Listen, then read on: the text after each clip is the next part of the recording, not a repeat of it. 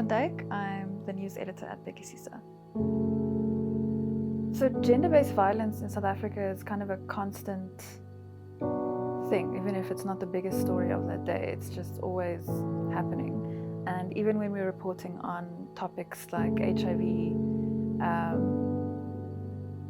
you happen upon stories that are linked to that story that involve violence against women or children, or just violence in general.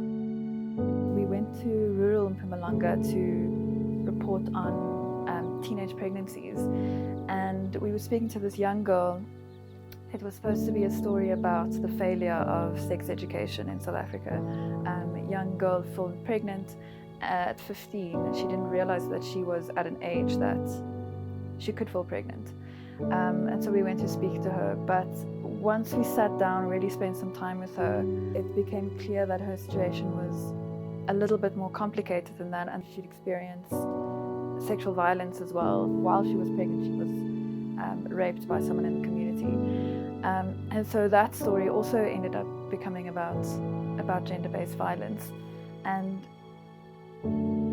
I mean, it was quite striking, just this person who firstly didn't realize what her body was able to do at that point in her life, just didn't have the tools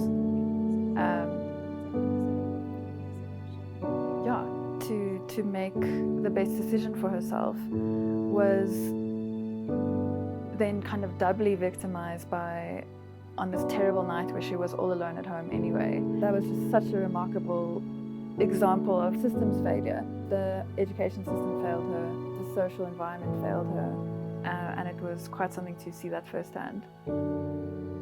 So 2 years later, in 2021, we were back in Bushbuck Ridge, and we were there to speak to victims of gender-based violence and family members of those who'd been killed.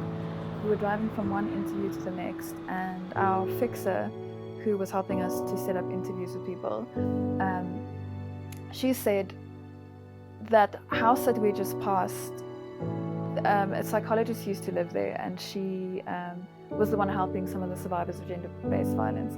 But that's no longer possible, that support, because her husband killed her. There's a moment where you're wondering why you're putting this person through the story again if you're not actually sure that your story is going to do much for this person. But a lot of the gender-based violence survivors or their family members, if they don't survive, just really appreciate you having shown up and listening to the story and giving it the importance that it's changed their whole life.